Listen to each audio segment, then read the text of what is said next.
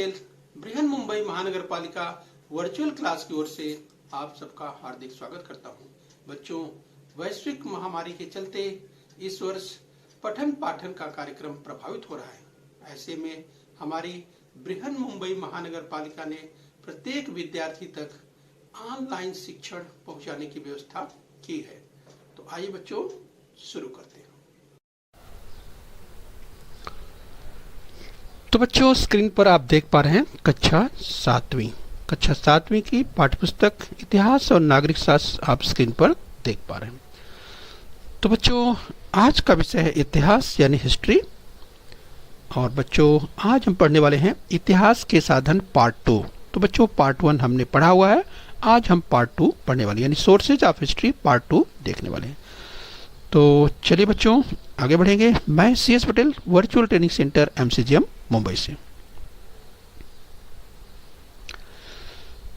तो बच्चों, पार्ट 1 में हमने इतिहास के साधन में बच्चों हम आपको याद दिलाए, हमने भौतिक साधन का अध्ययन किया हुआ है।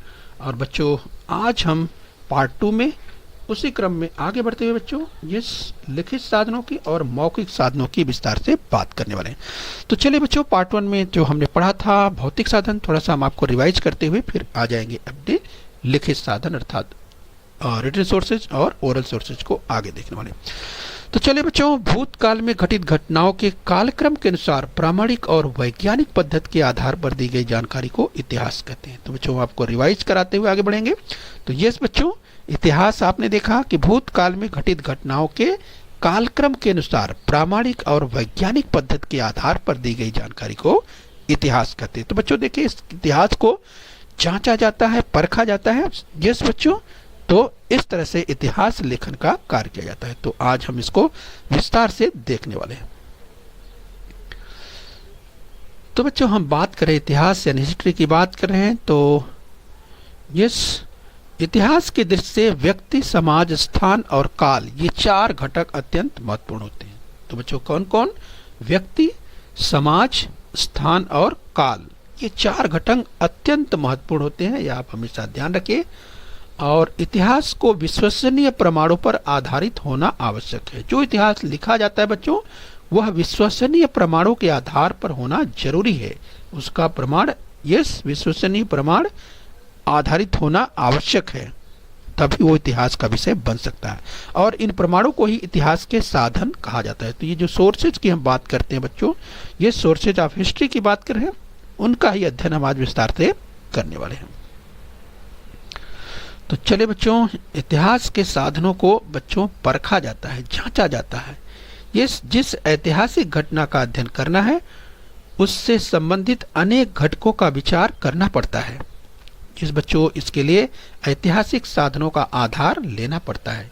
इन साधनों की जांच पड़ताल करना आवश्यक होता है। जिन साधनों की हम बात करें बच्चों, इन साधनों की जांच पड़ताल की जाती है और तथ्यों पर उन्हें खरा उतरना पड़ता है। यानी जो चीजें जिनकी जांच पड़ताल की जाती है बच्चों, वे तथ्यों पर अर्थात जो भी चीजें कही गई हैं उन्हें समझना और उनकी जांच पड़ताल करना आवश्यक हो जाता है। उनकी प्राथमिकता और सत्यता की पड़ताल करनी पड़ती है। इन साधनों का उपयोग अत्यंत सूझबूझ और विश्लेषणात्मक पद्धति द्वारा करना आवश्यक होता है। राइट बच्चों, हम सोर्सेज ऑफ हिस्ट्री इतिहास के साधनों की बात कर रहे हैं। तो चलिए बच्चों, इसी क्रम में हम और समझने का प्रयास करते हैं। इतिहास के साधनों का जो क्लासिफिकेशन है, वर्गीकरण है, वो हम समझ लेते हैं। तो बच्चों, क्लासिफिकेशन यानी सोर्सेज ऑफ हिस्ट्री, यस, इतिहास के साधनों का वर्गीकरण। तो पहला है बच्चों भौतिक साधन यानी मटेरियल सोर्सेज जिन्हें कहते हैं। दूसरा है लिखित साधन जिसे रिटन सोर्सेज कहते हैं। और तीसरा है मौखिक साधन जिसे ओरल सोर्सेज कहते हैं। तो चलिए बच्चों, ध्यान रखिए, हम बात कर रहे हैं सबसे पहले भौतिक साधनों को। तो बच्चों, हम थोड़ा सा रिवाइज करते हुए आगे बढ़ रहे हैं। तो चलिए मटेरियल सोर्सेज को एक बार थोड़ा सा और देख लेते हैं। भौतिक साधनों की बात करें बच्चों, तो भौतिक साधनों में किले, गढ़, इसके अलावा स्मारक, इस बच्चों स्मारकों की बात करें, विभिन्न प्रकार के भवनों की बात करें, यस बच्चों भौतिक साधनों में ये सब सम्मिलित हैं। गुफाओं की बात करें, यस, इसके साथ शिलालेख की बात करें, इसके साथ ही विभिन्न प्रकार के सिक्कों की बात करें या ताम्रपट की बात करें, तो इस तरह से बच्चों ये भौतिक स्रोत हैं। यानी इतिहास के जब साधनों की बात करते हैं, सोर्सेज ऑफ हिस्ट्री की बात करते हैं, तो ये गढ़ या किले, स्मारक, भवन, गुफाएं, शिलालेख, विभिन्न प्रकार के सिक्के, विभिन्न काल के सिक्के तथा ताम्रपट आदि जो है बच्चों भौतिक साधन यानी मटेरियल सोर्सेज में शामिल किए जाते हैं। चलिए ध्यान रखना आपको। इसी क्रम में हम और आगे बढ़ते हैं।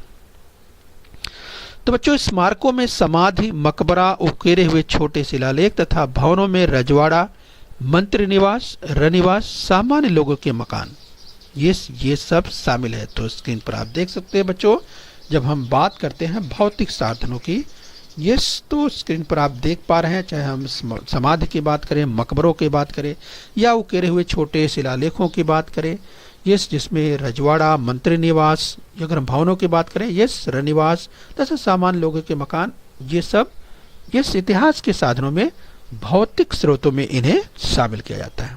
राइट बच्चों, ध्यान रखिए। आइए बच्चों इस क्रम में और आगे बढ़ेंगे थोड़ा। इस बच्चों भौतिक साधनों में गढ़ों अथवा किलों का महत्वपूर्ण स्थान प्राप्त है। गिरिदुर्ग, तो स्क्रीन पर आप देख सकते हैं बच्चों, अगर गिरिदुर्ग की बात करें तो स्क्रीन पर गिरिदुर्ग आपको दिखाई दे रहा है। इसी तरह से वनदुर्ग की बात करें तो स्क्रीन पर आप वनदुर्ग देख सकते हैं। इसी तरह से जलदुर्ग की बात करें तो स्क्रीन पर आपको जलदुर्ग दिखाई दे रहा है। और बच्चों हम जमीनी किला की बात करें तो स्क्रीन पर जमीनी किला आप देख पा रहे। तो इस तरह से बच्चों गिरिदुर्ग, वनदुर्ग, जलदुर्ग और जमीनी किला की बात करें जिनका महत्वपूर्ण स्थान है। इस बच्चों जब भौतिक साधनों की बात करते हैं यस तो इनका महत्वपूर्ण स्थान ने माना जाता है। आइए बच्चों इस क्रम में और आगे बढ़ेंगे।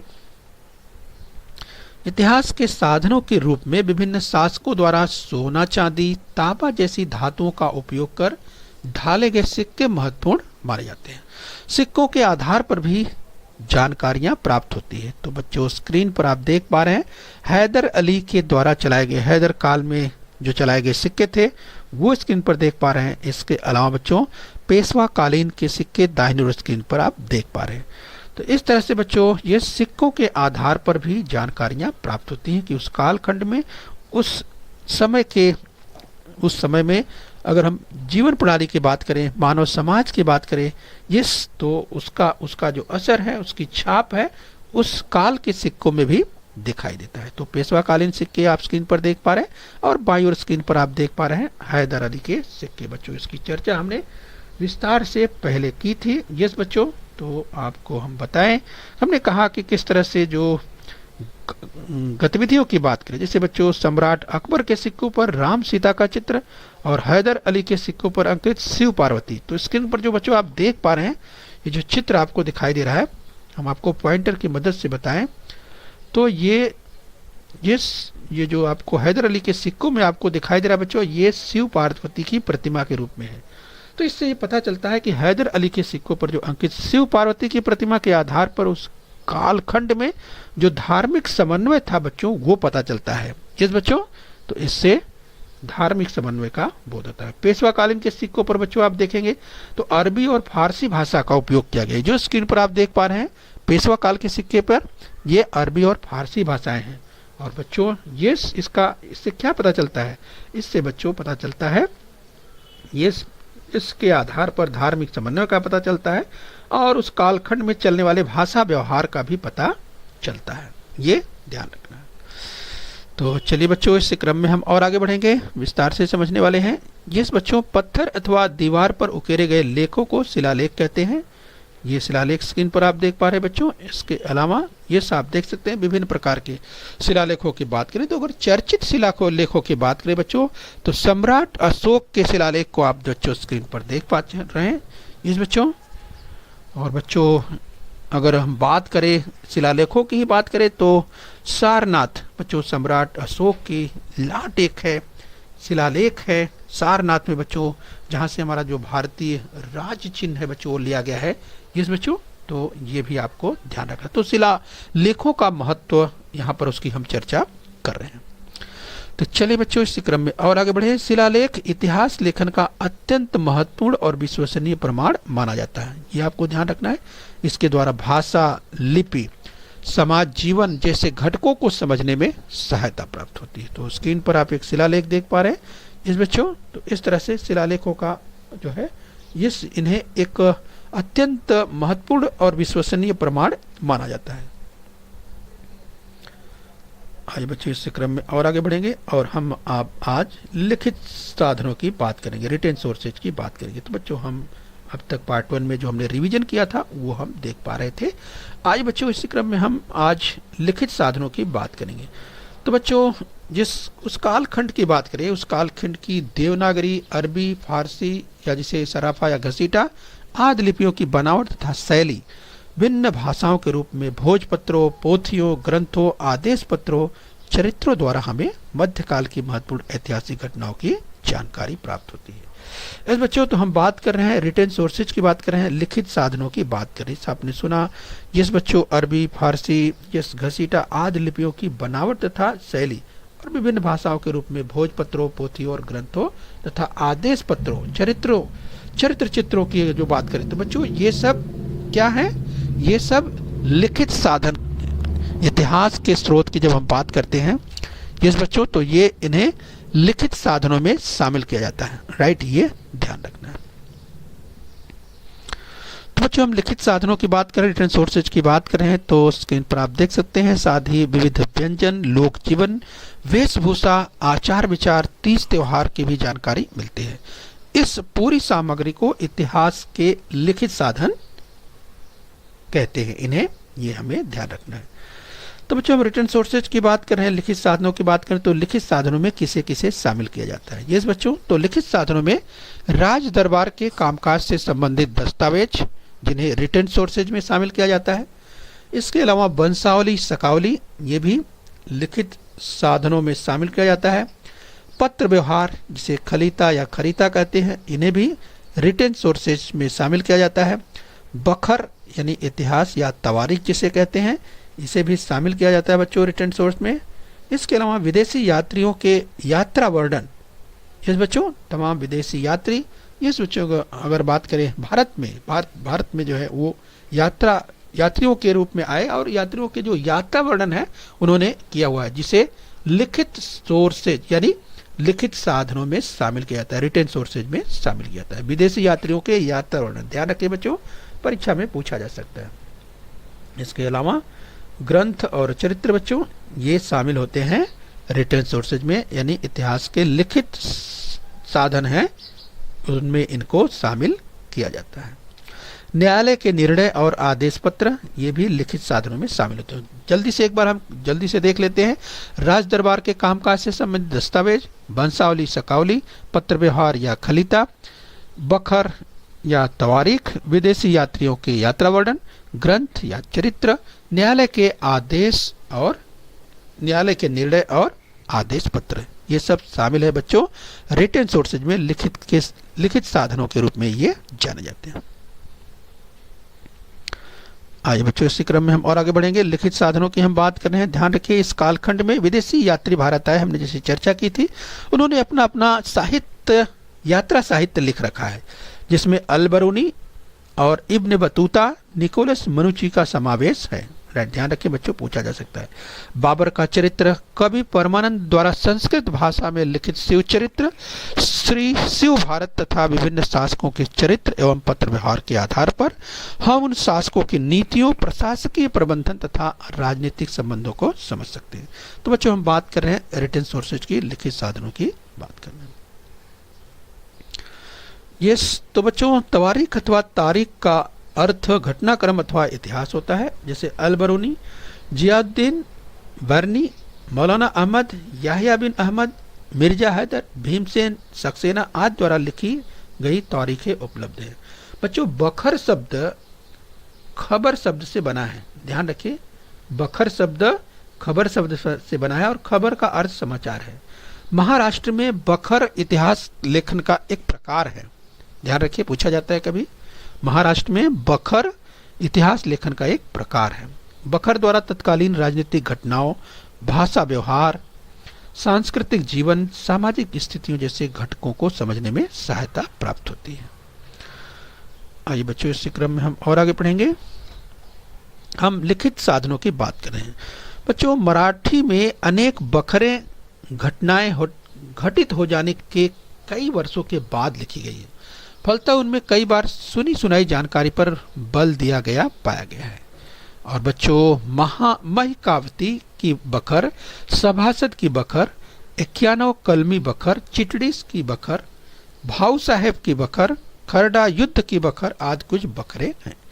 समकालीन पश्चिमी इतिहासकार रॉबर्ट टॉम, MC स्प्रेंगल और ग्रांट डफ द्वारा लिखित ग्रंथ भी महत्वपूर्ण है।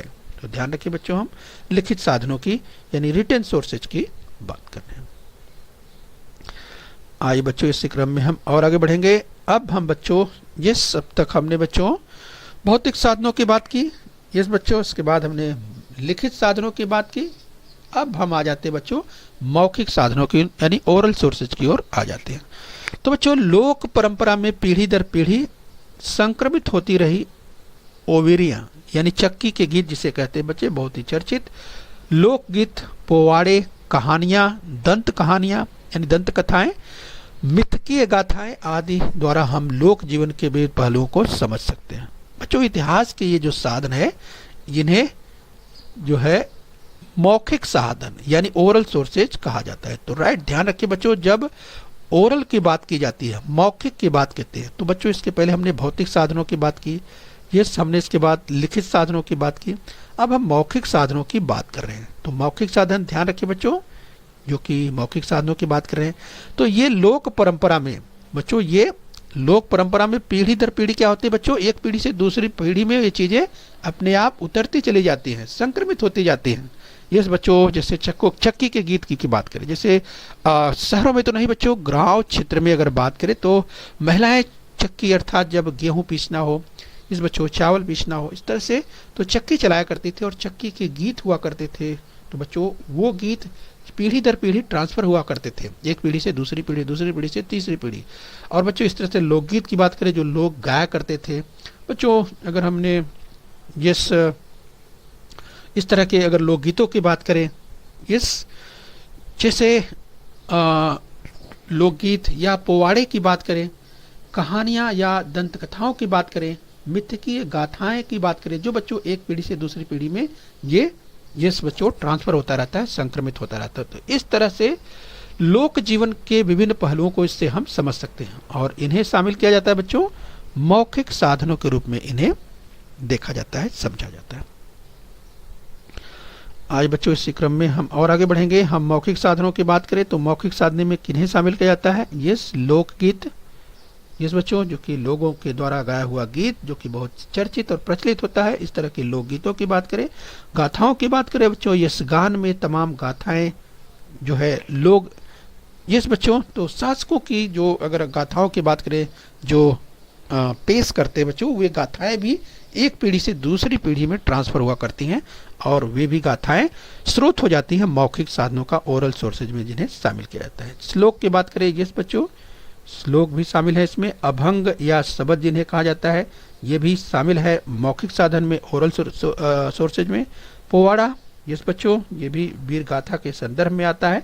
तो इस तरह से ओरल सोर्सेज भी इसी में यानी पोवाड़ा जो कि मौखिक साधन में आता है।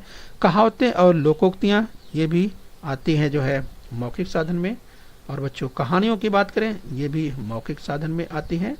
और इसके साथ ही अगर हम बात करें मिथकीय गाथाओं की, तो ये भी ओरल सोर्सेज में आते हैं। तो इस प्रकार बच्चों ये हमने लोकगीत, गाथाएं, श्लोक, अभंग या शब्द, पोवाड़ा, कहावतें या लोकोक्तियाँ, कहानियाँ, मिथकीय गाथाएं इत्यादि के बारे में हमने देखा बच्चों कि ये मौखिक साधन अर्थात ओरल सोर्सेज हैं। इन्हें आपको ध्यान रखना है। तो आइए बच्चों इसी क्रम में हम और आगे बढ़ते हैं। बच्चों तो उपरोक्त तीनों प्रकारों की जो हमने चर्चा की बच्चों, हमने भौतिक साधनों को देखा, लिखित साधनों को देखा और मौखिक साधनों को देखा। जो तीनों प्रकारों की बात करें, तीनों प्रकार के साधनों पर इतिहास लिखा जाता है बच्चों। और यद्यपि इतिहास एक बार लिखा जाए फिर भी उस विषय से संबंधित अनुसंधान अथवा शोध कार्य निरंतर चलता रहता है। इस बच्चों चूंकि इस अनुसंधान अथवा शोध कार्य द्वारा नए साधन नई जानकारी प्रकाश में आती रहती है, उसके आधार पर इतिहास का पुनर्लेखन करना पड़ता है। तो इस तरह से बच्चों हमने जो चर्चा की, जो इतिहास के स्रोतों की हम बात कर रहे, इतिहास के लेखन के साधनों की हम जो चर्चा कर रहे थे, इस बच्चे हमने जो भौतिक साधनों की बात की, लिखित साधनों की बात की, मौखिक साधनों की बात की। तो बच्चों जब हम अनुसंधान कार्य की बात करते हैं, शोध कार्य की बात करते हैं, तो ये नए साधन नए जानकारी प्रकाश में आते रहते हैं, उसके आधार पर इतिहास का पुनर्लेखन करना पड़ता है। आइए बच्चों इस क्रम में और आगे हम पढ़ेंगे हम तानाजी का पोवाड़ा, यानी हम बच्चों मौखिक साधनों की बात करें तो जिसमें बच्चों तानाजी का पोवाड़ा भी शामिल है। इस पोवाड़े के रचयिता तुलसीदास साहिर शौर्य काव्य रचनाकार है बच्चों। इस पोवाड़ा में सिंहगढ़ अभियान का वर्णन मिलता है। इस पोवाड़ा में तानाजी, सेलार मामा, शिवाजी महाराज, वीर माता जीजाबाई के सुंदर स्वभाव का चित्रण पाया गया है। और इस पोवाड़े का कुछ अंश यहाँ पर दिया हुआ है, तो आगे हम इस पोवाड़े का एक छोटा सा अंश देख लेते हैं। तानाजी के पोवाड़े की बात करें यस बच्चों, तो द पोवाड़ा ऑफ तानाजी।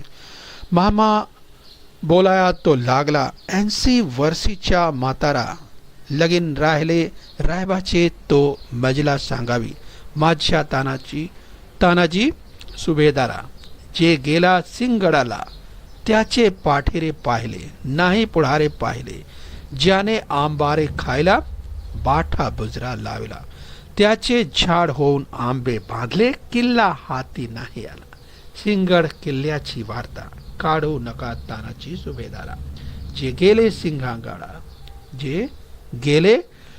सिंहगडाला ते मरून गेले, तुमच्या सपाटा होईल असे बोलू नको रे मामा, आम्ही सुरमर्द छत्री नाही भिडार पडाला, मामा बोलायला तो लागला 80 वर्षी मातारा। तो बच्चों तानाजी के पोवाड़े का जो एक अंश है, द पोवाड़ा ऑफ तानाजी, एक अंश जो है छोटा सा यहाँ पर प्रस्तुत किया गया जिसकी चर्चा हमने की। आइए बच्चों इस क्रम में हम और बात कर लेते हैं।